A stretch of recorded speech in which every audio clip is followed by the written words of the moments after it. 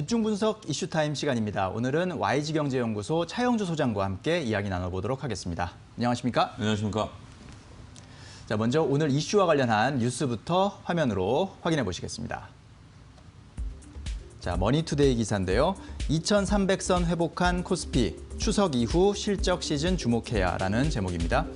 코스피가 지난주 급락을 딛고 2,300선을 회복했다. 개인 투자자들이 추석을 앞두고 차익 실현에 나선 반면 기관이 순매수에 나섰다.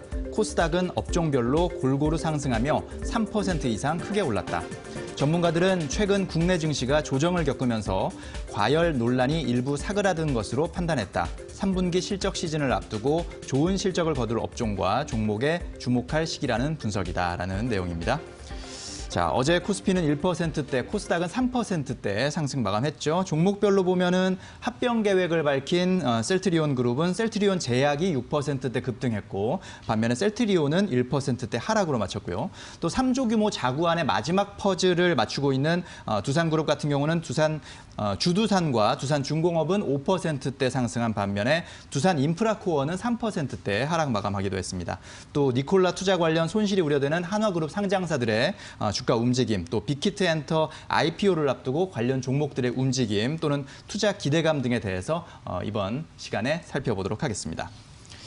자, 참 굵직한 이슈들이 참 많아요. 네. 앞서서 살짝 말씀드렸는데 일단 셀트리온 그 삼총사 합병이 좀 이슈가 되고 있는데 어제 보면은 셀트리온 제약과 셀트리온이 조금 상반된 그런 움직임을 보였거든요. 그 이유를 좀 설명해 주실까요? 일단 금요일 날 장 끝나고 이제 발표가 나왔죠. 그래서 네. 이제 금요일 날 이후에 이제 시간 내에서는 거의 상한가를 기록하는 그런 기염을 토했었죠. 어제 이제 시작만 하더라도 상당히 좀 높은 가격대에서 시작을 했었습니다만 음봉을 나타냈다. 그러니까 결국 시초가가 고가였다 이렇게 좀 말씀드릴 수가 있겠습니다. 네. 시장의 기대와는 달리 주가 움직임이 그렇게 썩 좋지는 않았다 이렇게 표현을 좀 드릴 수가 있겠는데요.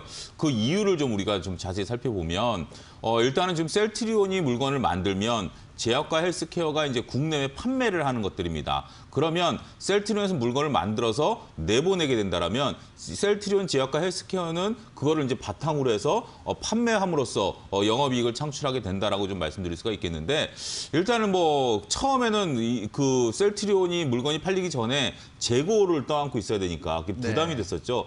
따라서 그거를 자회사를 이제 분할을 해서 매출로 일으켜서 셀트리온이 결국 수익을 좀 나타냈다. 이런 것도 논란이 좀 있었지 않았습니까? 예. 그러다가 이제 원활하게 현재 매출이 일어나니까 다시 이제는 합치겠다 이런 것들입니다.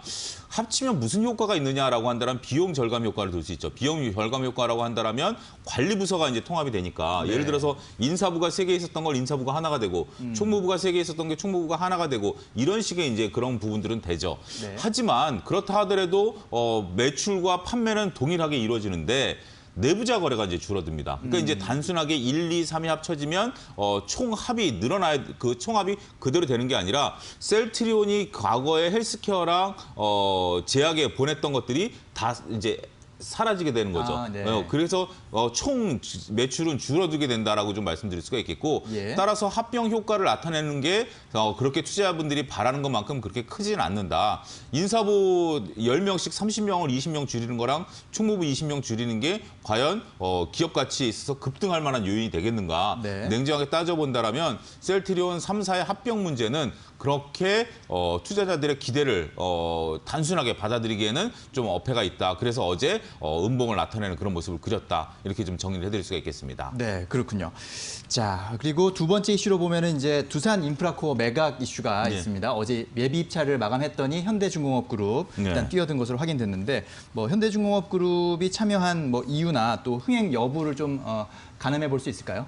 두산인프라코어의 기업의 역사를 한번 좀 우리가 좀 되짚어 봐야 되는데 네. 37년에 조선기계제작소라는 이름으로 설립이 됐습니다. 여기에 이제 현대가 조금 관여를 했었던 네. 그런 역사가 있고요. 그렇군요. 이게 이제 한국기계공업으로 63년도에 편입이 국영기업이 됐다가 76년도에 대우중공업으로 또 편입이 됐었습니다. 네. 대우중공업으로 편입이 됐었습니다. 그러다가 이제 이렇게 그 이후에 여러분들이 아는 스토리가 됐었는데 현대 입장에서 본다라면 과거 그 선대 회장이 관여했었던 그런 그룹을 찾아온다라는 그런 의미도 있다라고 하는데 글쎄요 이거는 그냥 좀 기념적인 그런 부분들이다라고 말씀드릴 수 있겠고 가장 중요한 것은 현재 지금 국내 시장에 있어서 두산인프라코어가 1위죠. 그다음에 현대건설기계, 현대에서 굴삭기를 만들고 있지 않습니까? 네. 이런 것들이 2위입니다.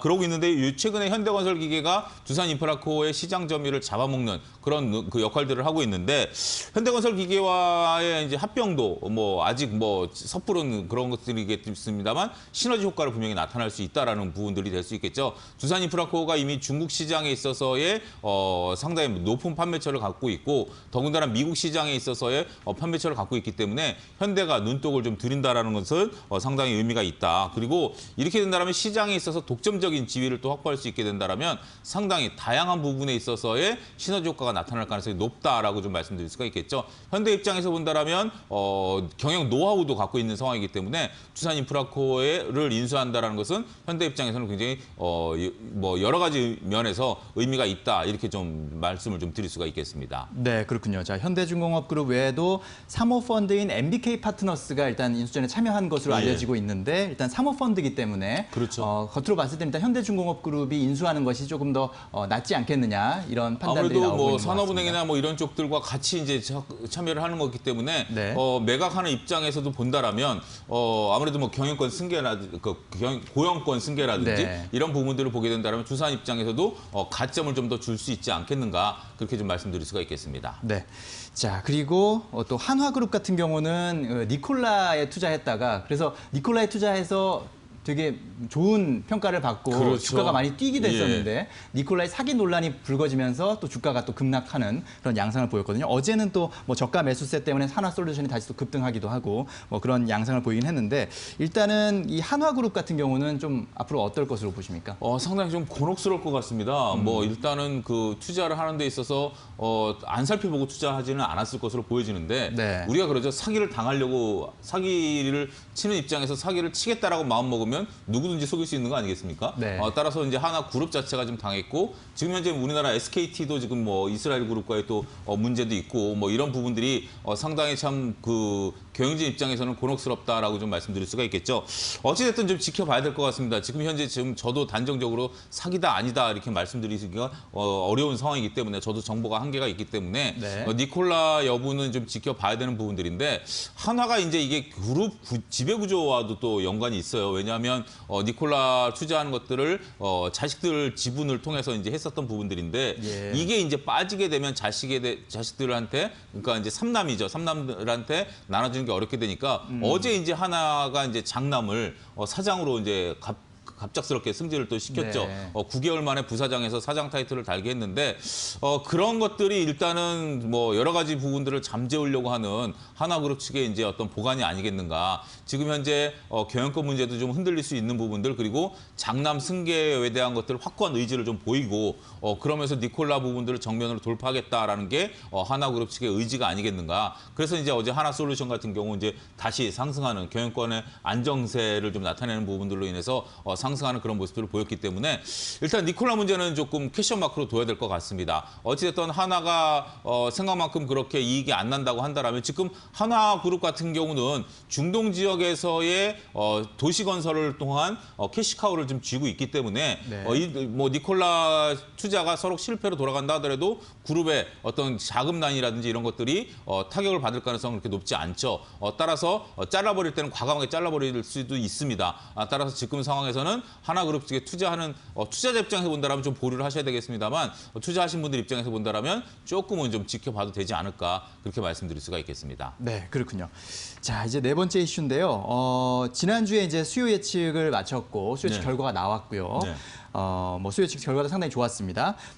빅히트 엔터테인먼트가 이제 다음 주에 추석 연휴를 지나고 나면 이제 일반 청약을 진행하지 그렇죠. 않습니까? 네. 상당히 이제 관심이 모아지고 있는데 마침 또 오늘 아침에 BTS가 빌보드 핫백 차트에서 다시 1위에 복귀했다라는 네. 소식도 전해지고 있고 또 그 외에 빌보드 핫백 말고도 또 뭐 글로벌 200 차트, 빌보드 글로벌 차트에서도 모두 정상에 오르면서 뭐 다른 그런 차트에서도 상당히 선전하고 있다 이런 네. 소식들이 전해지고 있습니다. 상당히 이런 모습들도 IPO에 상당히 좀 긍정적으로 작용하지 않을까 기대가 되기도 하는데 사실 빅히트 엔터테인먼트의 그 IPO 소식이 나오면서 넷마블이 상당히 주목을 받았었어요. 네. 그래서 9월 초까지만 해도 20만 원 주가를 뛰어넘는 그런 모습을 보이고 있는데 최근 몇 거래일 사이에서는 또 계속 약한 모습을 좀 보였거든요. 넷마블 입장에서 어떻게 좀 봐야 넷마블 됩니까? 같은 경우는 뭐 정말 투자를 잘했습니다. 뭐 카카오 게임즈도 투자를 했었고, 빅히트도 투자를 했었고, 뭐 이런 부분들에 있어서 정말 투자를 잘했는데, 우리나라 이제 특성이죠. 좀 이런 부분들을 우리가 좀 언급을 좀 안 해드릴 수가 없는 게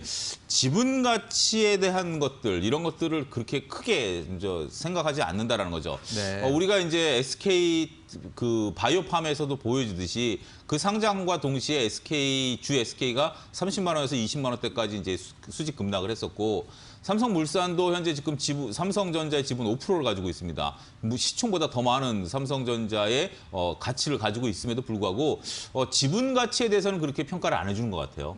따라서 넷마블 같은 경우도 빅히트가 이제 히트를 칠 것으로 보여지는데 시총이 지금 뭐 얼마냐 벌써 설왕설래가 있음에도 불구하고 이런 것들은 단순하게 지분 가치이지 그렇다고 해서 넷마블이 당장 빅히트를 매각하지는 않을 것으로 현재 지금 점쳐지고 있죠. 그렇게 된다면 단순하게 장부상에 있는 숫자일 뿐이지 이런 것들이 구체적으로 기업의 이익에 들어가는 부분들은 아니기 때문에 다소 괴리가 있다. 그렇게 좀 말씀을 좀 드릴 수가 있겠습니다. 네. 자, 어쨌든 이제 빅히트 공모가 다음 주 네. 이제 진행이 되는데요. 월화 진행이 네. 되는데 뭐 많은 기대가 되기도 합니다. 어떤 맞습니다. 결과가 나올지 많이 기대가 되는데 네. 어떻게 우리 투자자 입장에서는 좀 어떻게 접근하면 좋을지 조언을 좀 해주시죠. 일단은 뭐 한 1억을 공모하면은 뭐 한두 주 받지 않겠는가 뭐 그런 조심스러운 예측도 있습니다. 네. 우리가 카카오 게임즈에서도 약 4만여 명이 공모를 했는데도 한 주도 못 받으시는 그런 안타까운 현상이 또 발생하지 않았습니까? 따라서 지금 현재 개인 투자자들이 쉽게 접근하기는 어렵습니다. 1억이란 돈을 일시에 넣어놓는다라는 것들이 그렇게 쉽지는 않죠. 근데 이제 여기서 이제 고민해봐야 될 게 그러면 내가 공모를 참여할 수 있으면 참여하시는 게 저는 맞다라고 봅니다. 공모를 참여할 뭐 1억 해서 한두 주라도 받으실 수 있으면 공모 참여하는 게 낫다. 네. 근데 내가 자금이 한 5천만 원밖에 없어서 한 주도 못 받을 것 같다. 그러면 공모 참여를 못하니까 그다음에 빅히트가 상장된 이후에 사야 되는 거 아니겠는가?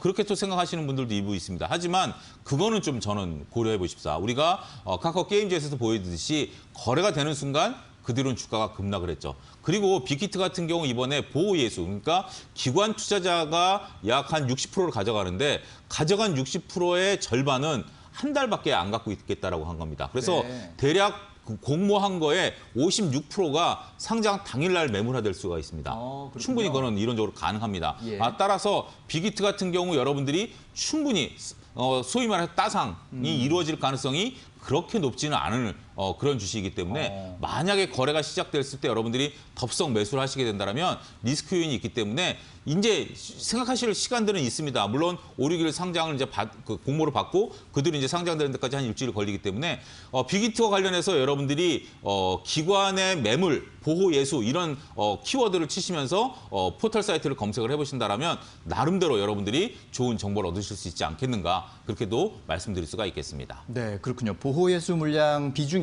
생각보다 낮아서 상장 직후에 많은 물량이 풀릴 수 있다. 이런 부분들은 또 투자자 입장에서는 꼭 참고하셔야 될 그런 내용인 것 같습니다. 네, 오늘 말씀 잘 들었습니다. 감사합니다. 감사합니다.